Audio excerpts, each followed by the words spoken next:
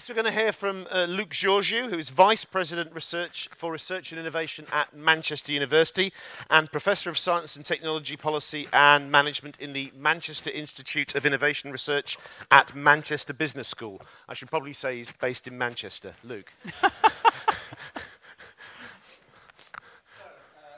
we get it right? The question implies, of course, that we're already at a point to judge and that we have a clear idea of what success would look like. There are many good things one might say, the work of the JPIs that we've heard about today, and the very existence of the Horizon 2020 societal challenges.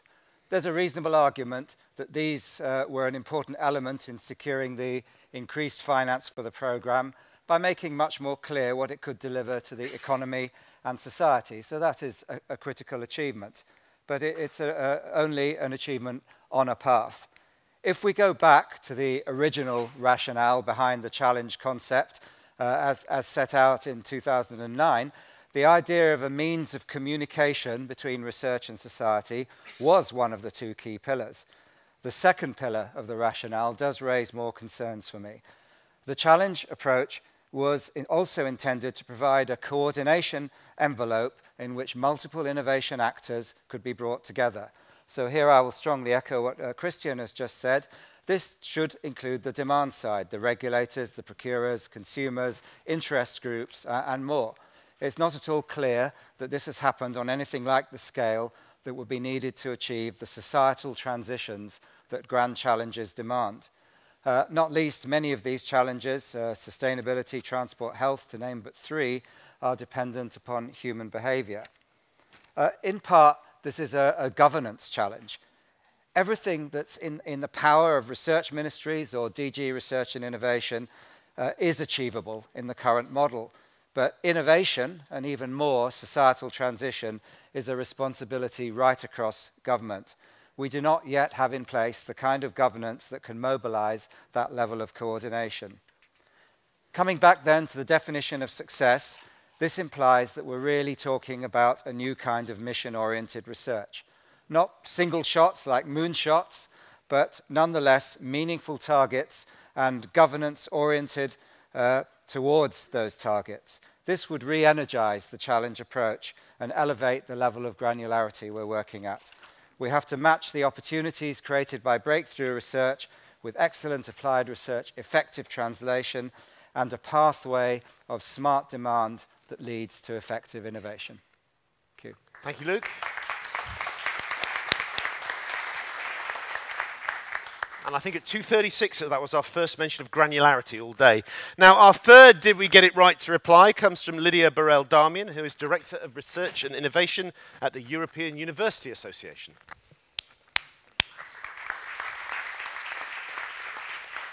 Good afternoon. As my predecessors, I will say, I will offer a mixed answer, yes and no. I had a feeling that might be a common one, yes. I will start with the yes and maybe move slowly towards the no or the maybe. Or move quickly to the no. Very quickly. I am speaking here on behalf of the universities, European University Association, 850 universities plus their national rectors' conferences. A general view is that Pillar 1, Excellence Pillar, is working very well. It's fulfilling the mission, and there are no major complaints or other wishes than keep continuing feeding with substantial funds these programs to keep on going and to keep fostering excellence in Europe, because this is at the very core of our competitiveness. So that's very good. Thumb up. Societal challenges, then the answer is becoming mixed. One of the reasons is that the approach is very much welcome, and this has had a kind of a consolidation or structuring effect in universities.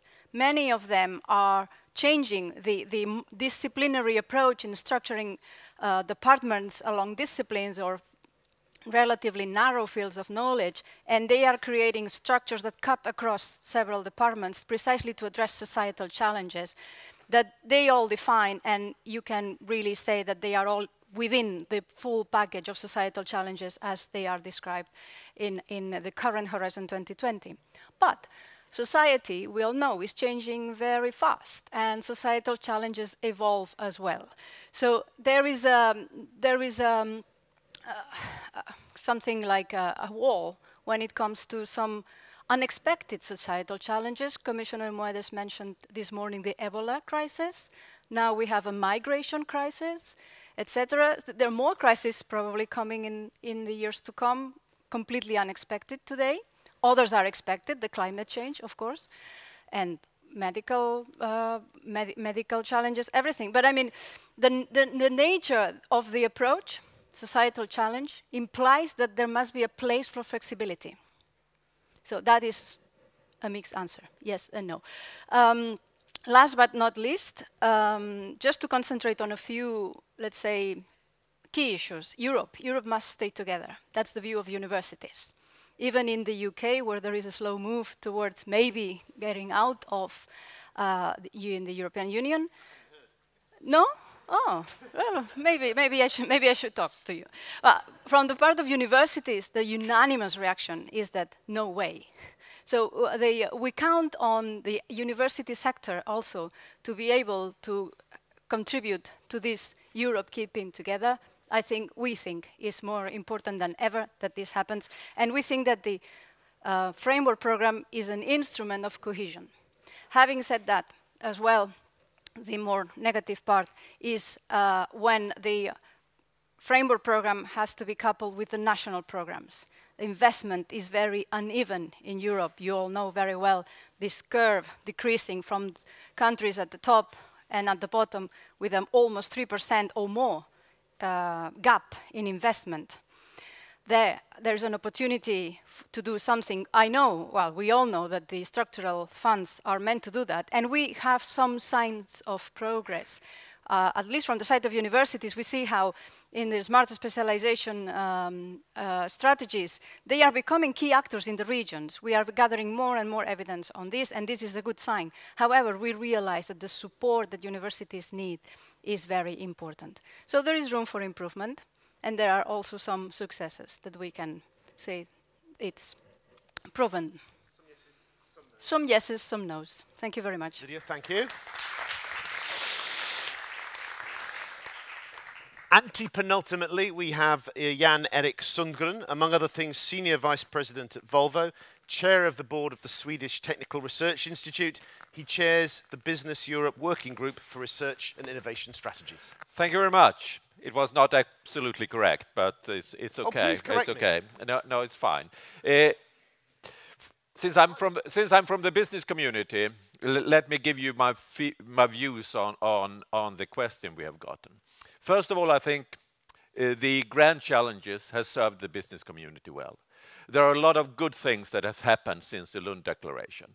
The Horizon 2020 and the structure of Horizon 2020 with the 3 pillars.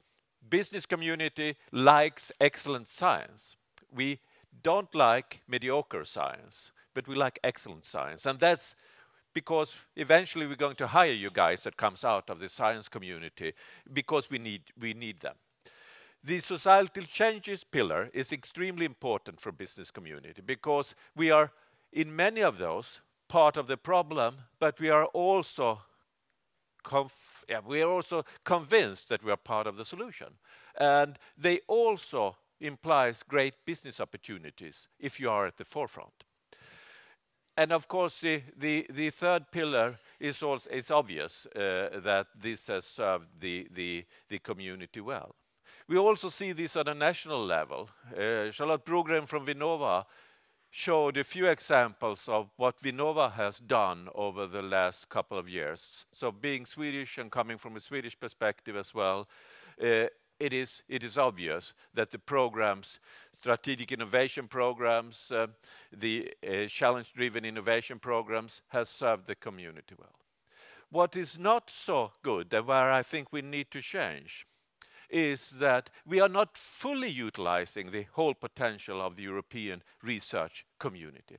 We might do so in the academic world, but 2/3 of R&D is in Europe is private investments. I understand that D is more important than are in that respect. But 2/3 anyway is private investments. And that means that we need to capitalize on that as effectively as we can.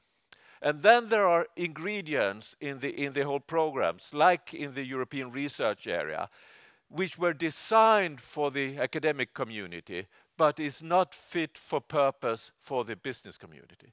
We live in the same world, that's all right, but we have different boundary conditions if we are in the academic community or in the public sector or in the private sector. And we need to ensure that we continue to increase the engagement from the business community.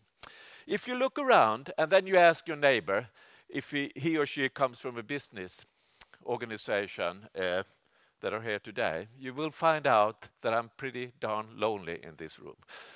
And there might be a few others, but we need to secure that we engage the business community better. And I think there are ways of doing that, ways of involving the business community better. And that's the way I think forward if we are going to talk about cooperation, if we're going to talk about utilizing the academic community, the research and technology organizations, and the private sector, and for that matter, the public sector, as efficiently as possible. We need all to sit at the same table, all to discuss the strategies and be involved in that. So I think, as the previous speakers have said, it's a mixed. For my purpose, the positive things is dominating, but we have a lot of things to do, and the business community is ready to do that.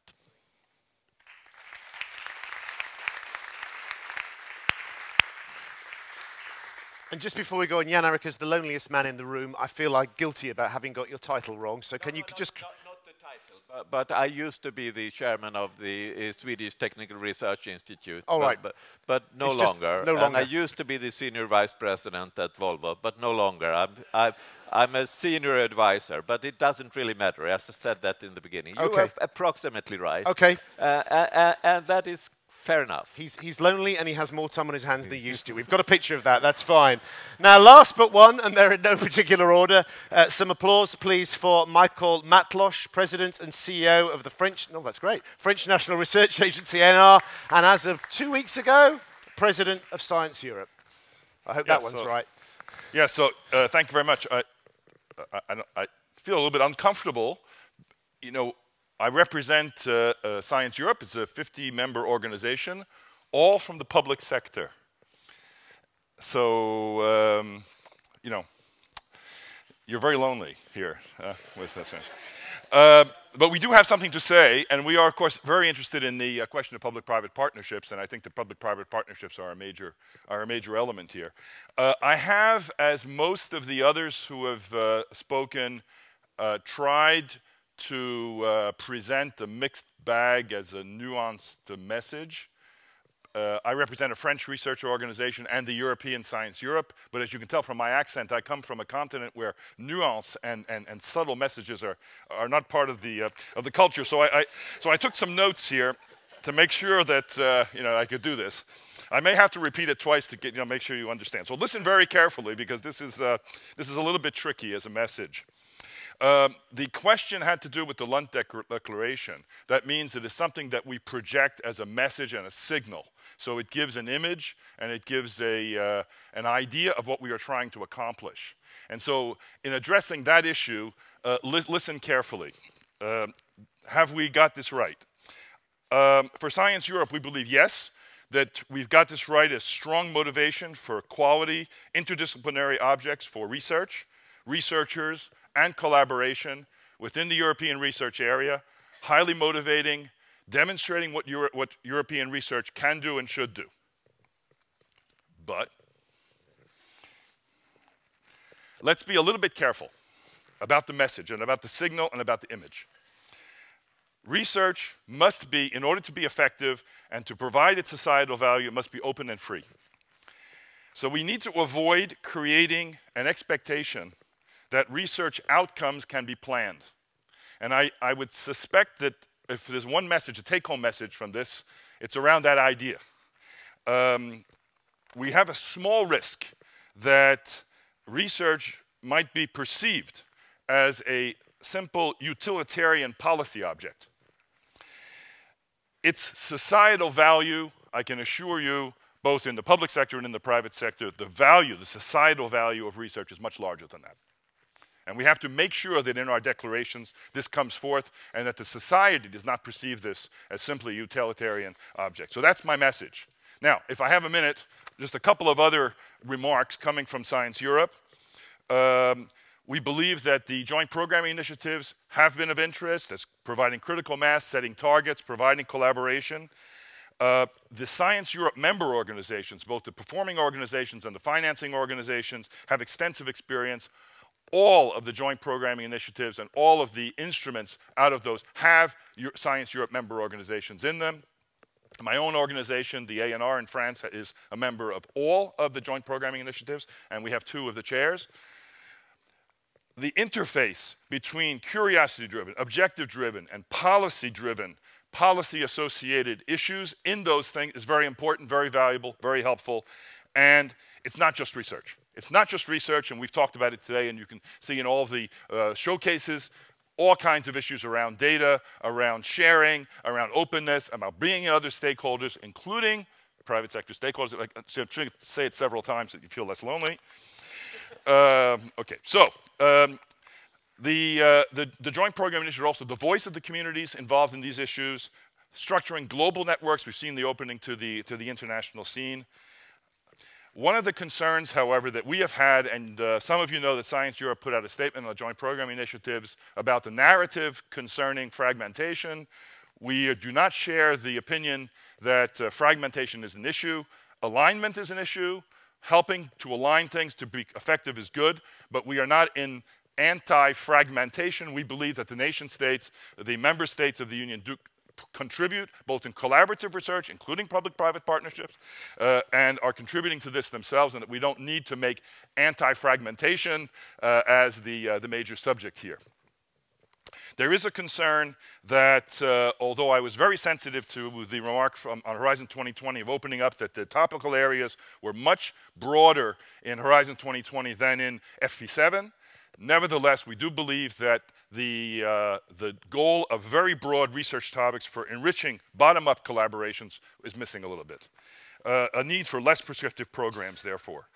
If we can make it more open, I think that would be better to help us, and we in Science Europe, the 50 member organizations, are very happy to be here. We're very happy to be a part of this, and we're ready to contribute to the rest of it. Thank you very much. Michael.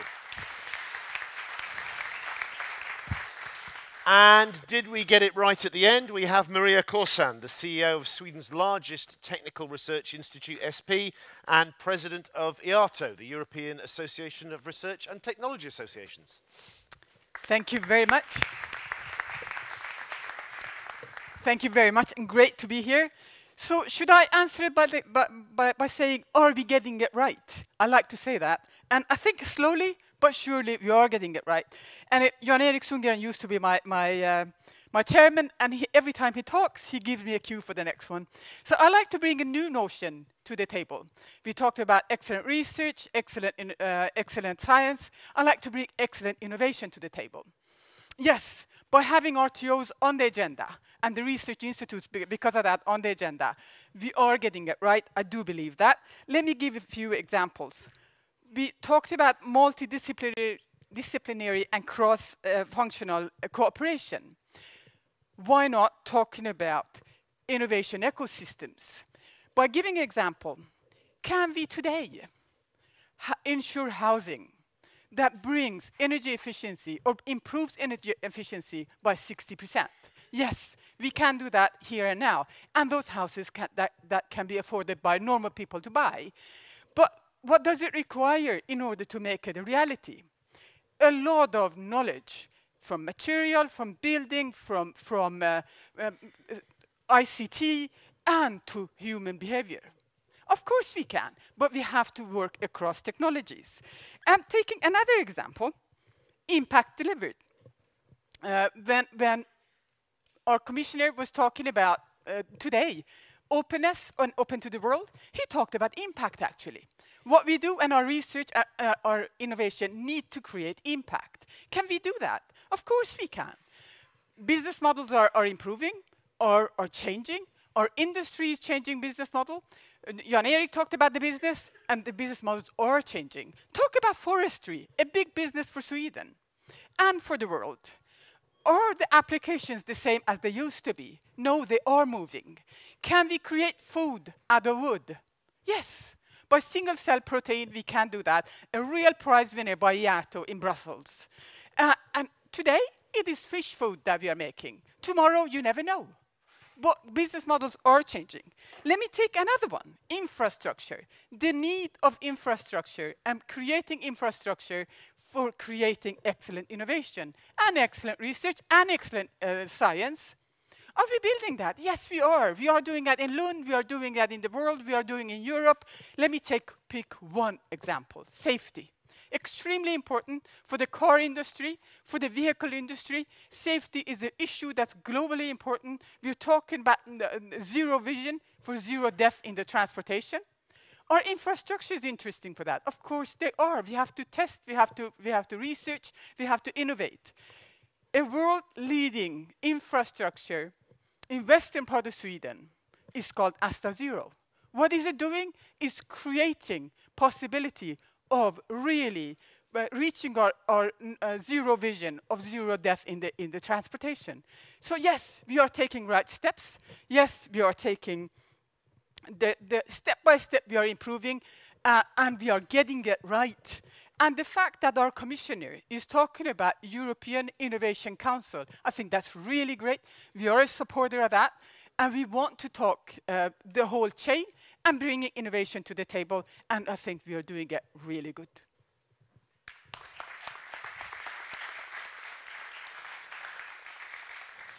Thank you. Now, given, as I said before, that we are all stakeholders in this, I'm very keen to open it up straight away to yourselves. But just first of all, panel, you all, as we kind of hoped you would do, gave slightly, in fact, significantly different answers to the same question, multi-hued and nuanced as they were.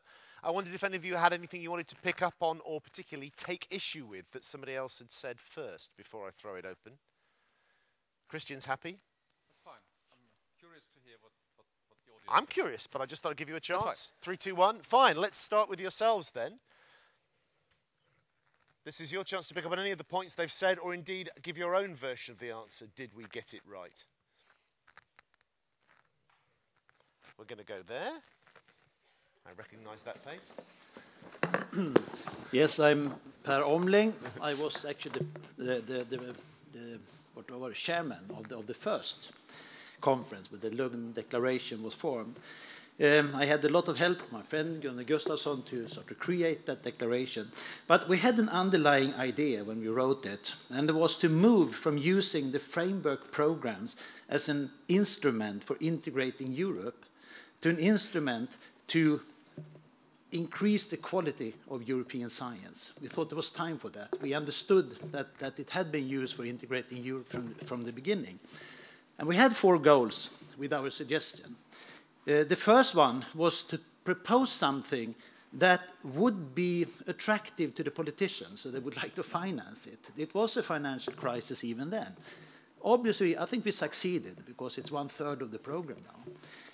The second goal was to define broad areas, so broad that they could be used for real bottom-up application processes in a variable geometry way. Depending on the problem, you might need different number of member states involved and so on and so forth. There are signals that maybe they are not that broad, but it has to be evaluated, I think, in the midterm evaluation. The third one was to include humanities and social sciences into these type of projects in a natural way. Before, they were more sort of hooked up to the framework program as instruments for them too, small ones. Built in rather than bolted on, yeah. Yeah. If we have succeeded or not, I don't really know. I have a feeling that we are not that successful that we thought we would be. But maybe that's also part of the scientific community problem, that we're not used to be in the driver's seat from those areas. I don't know. That has to be evaluated. And then the last point was, of course, that we wanted these programs to be very rapid, be able to be rapidly reacting to things that happen in the world. And I haven't really seen that sort of part of the instrument built into it, so that we might not have succeeded with. But my worry is that apparently there is still more focus on integrating as many countries or stakeholders as possible in some of the programs. We heard it before lunch with the larger programs. There was a measure of how many are involved, how much money. I think the focus should rather be on integrating as good people and high quality of researchers in the program as possible. So there I'm missing something, and which has maybe or could be sort of refined in the future.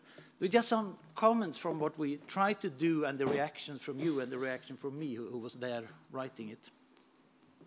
It sort of echoes some of the points you were making about industry being interested not just in more science or good science, but in excellent science. How do we get more of that? Well, we are interested, of course, in excellent science, because if we are going to be at the forefront, we need to be there. And we're interested in, we are not disciplined. I mean, we are not disciplinary in nature. I mean, we are disciplined, but not for sure. But I mean, we need humanities, we need social sciences to be involved in the issues that we have to solve. I mean, if you take, now coming from the vehicle industry, heavy trucks and buses and so on, and if we're going to solve the traffic problem, then we need to understand the social aspect of that, the humanities aspect of that. So we have hired a lot of people from humanities and social behavioral sciences. But what we are interested in is not how it's organized, but what the outcome is. It's the outcome that we live out. It's the outcome from where we gain competitiveness, and it's the outcome. And then obviously, as in any type of project, if we get the best people involved, then the chances of succeeding is much higher than if you create a team just because it should be composed of a certain number of stakeholders and people from different nationalities and from different backgrounds, etc. Even though diversity, we also believe is crucial for any team, but we need to focus on the outcome and on the impact. Then I think we can do something. The diversity should be a consequence of solving the need, not the need gets complicated by the need for diversity. Right. And I mean, when we solve problems internally, obviously we don't put a team together of only physicists. Being a physicist myself, I know it would not go the right way.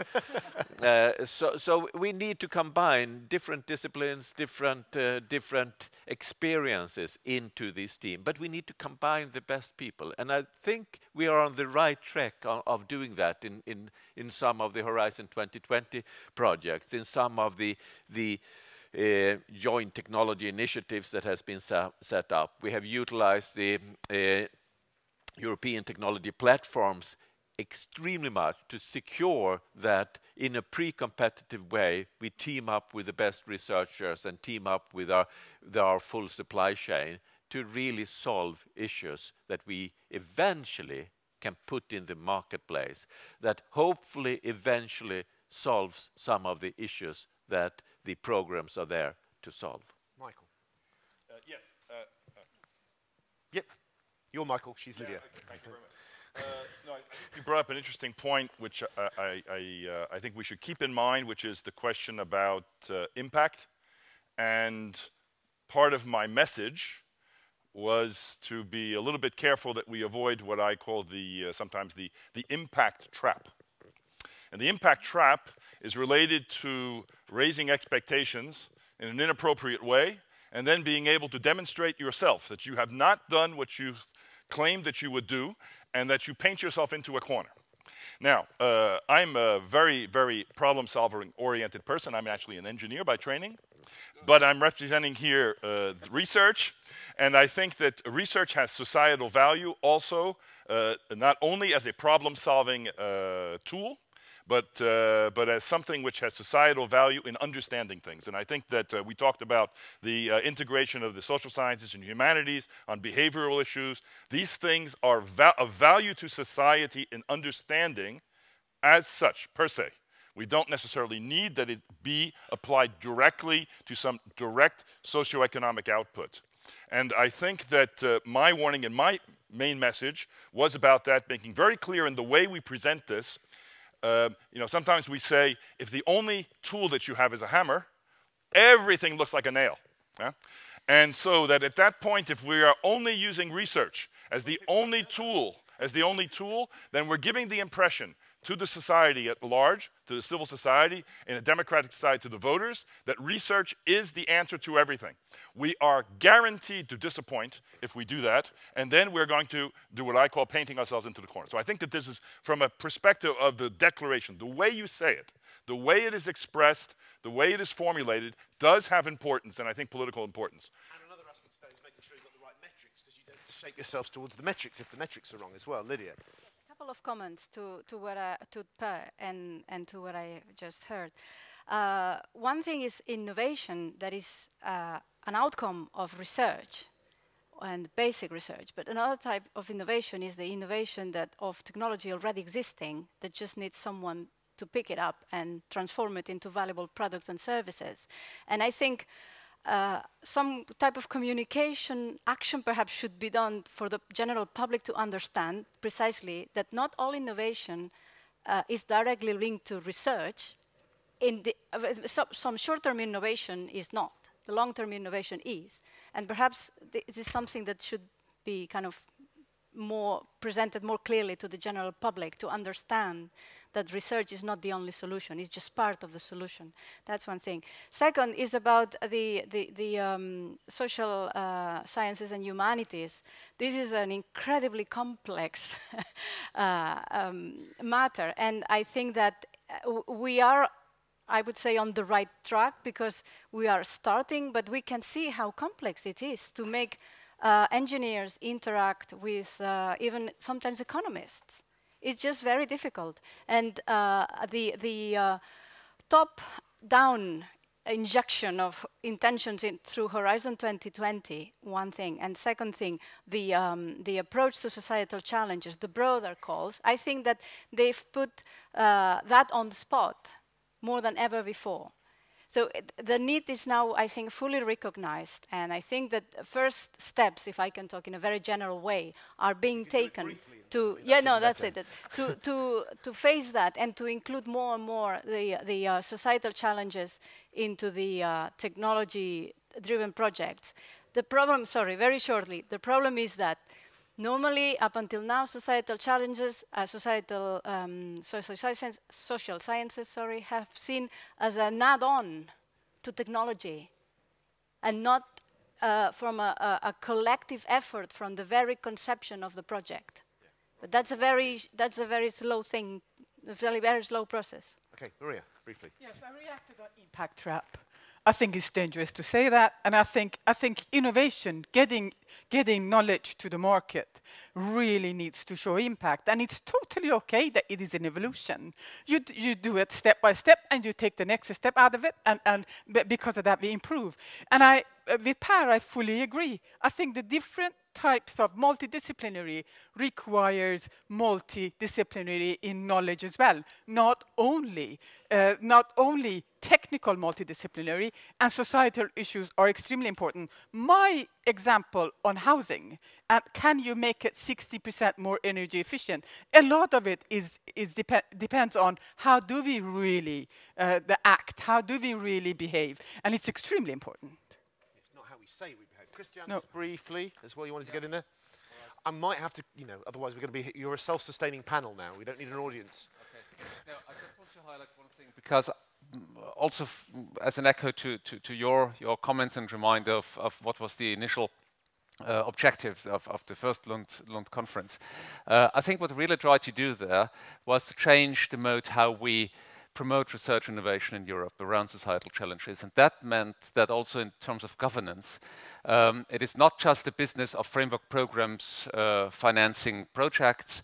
It's not just sitting there and waiting for member states to fund whatever, but it is something that has to be in partnership between stakeholder organizations that are well represented here, together with member states' authorities, together with the Commission, and together with the outside world that later as end users will use it. Now, when we got this question, did we get it right?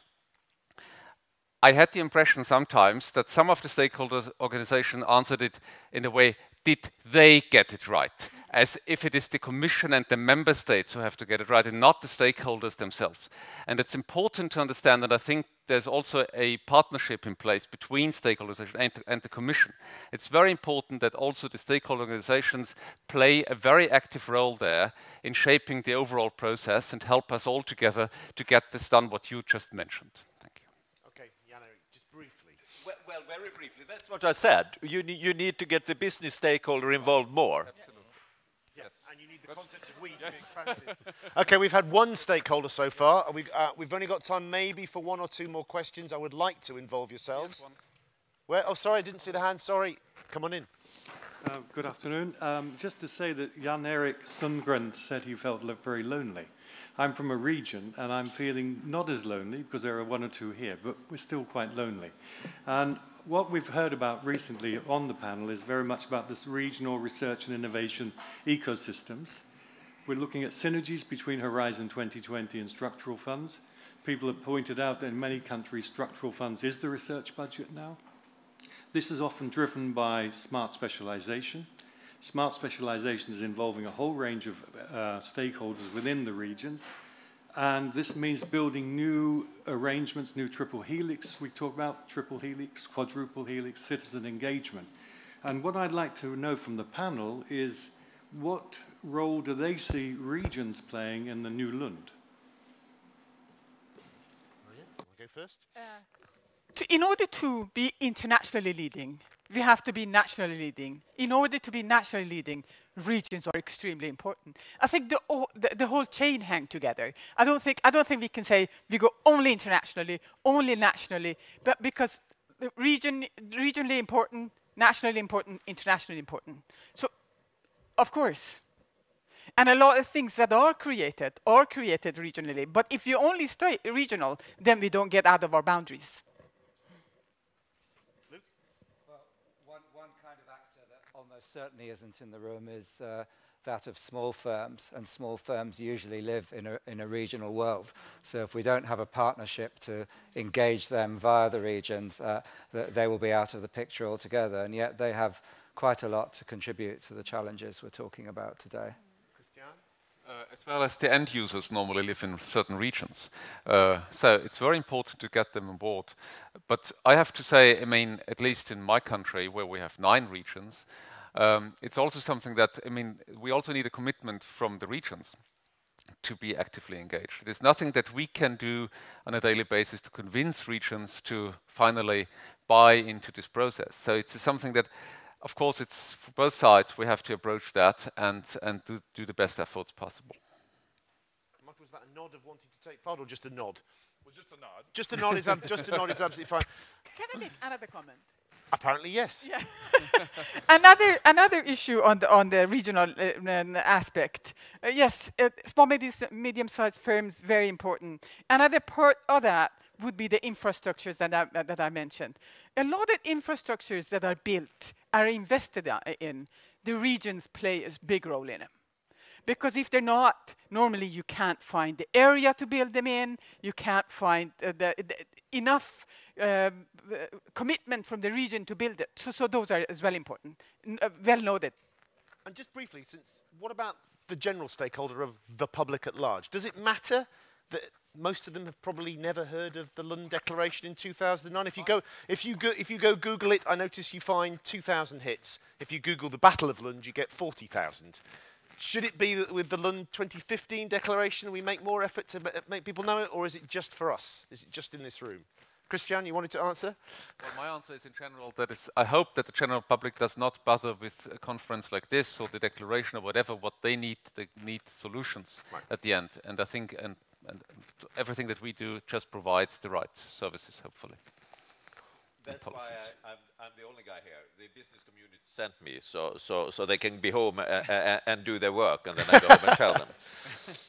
Are you representing small businesses as well then now? You've annexed them. That's fine. Well, we rely upon small businesses. We live in a symbiosis with small businesses. Michael? Well, ecosystems are important, right? So we talk about regions, we talk about the small companies, the larger companies, the research community in public-private partnerships and the entire system. I think that we should be careful, like I said, about the messages and the way we send the messages, that there's a percolation effect. And I would agree that we are not expecting the general public to be reading declarations coming out of this conference. We're expecting representatives of those populations to be reading this and then bringing it on to them through a secondary movement. What does that mean? That means that the symbolism, the way that this is expressed is extremely important. We have to have that alignment because it's going to be an attenuated signal. When it gets to the actual population, it's going to be a relatively small amplitude signal. So it has to start out with a very, very clear message and oriented in the right direction. Okay, as a representative of another underrepresented group, which is journalists, I actually think you could do more to get the public engaged with this, but that's just my thinking on it. Finally, can I just take it all as read then that the general message from you is that, did we get it right? Kind of mostly. Is that a fair summary? Well, we are getting it right. We are getting it right. Okay, well, can we please thank our panel for excellent input on that?